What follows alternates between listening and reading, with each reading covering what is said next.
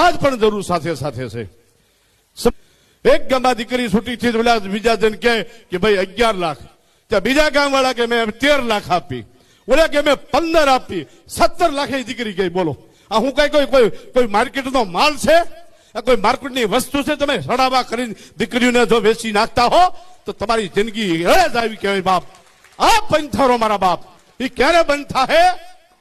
સમાજની દીકરીઓ ભણશે અને સમાજની દીકરીઓ ભણી આવી મામલતદારો બનશે, આવી તલાટીઓ બનશે, આવી ગ્રામ છોકો બનશે, આવી હંમેશની માટે કલેક્ટર બનશે, ડીએસપી બનશે.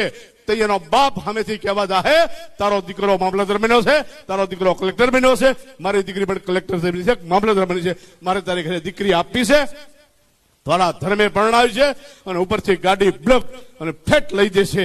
ત્યારે એક દીકરીના કન્યા વિક્ર બન થાય એટલે કોઈના બાપની તાકાત બની કરી શકે એવું. આ જો કરવું હોય તો દીકરીને શિક્ષણ આપો, દીકરીઓ ભણાવો અને હંમેશની માટે ભરોસા મૂકો. તમારી ખાનદાની, તમારી પેઢીના સંસ્કારો, તમારી ધર્મની ગૌરવતા હોય તો કોઈની બાપની તાકાત દીકરી સિહોર ભણે કે ભાવનગર ભણે, ગાંધીનગર, દિલ્હી જાય, અરે અમેરિકા સુધી જાય તો કોઈની બાપની તાકાત એનો વાળવાકો કરી શકે. એ તમારી ખાનદાની હોવી જોઈએ. તમે રાજદી માવા છોડી છોડી ટમુકો ખાધી છે, તમે રાજદી નો પીવાનું પીર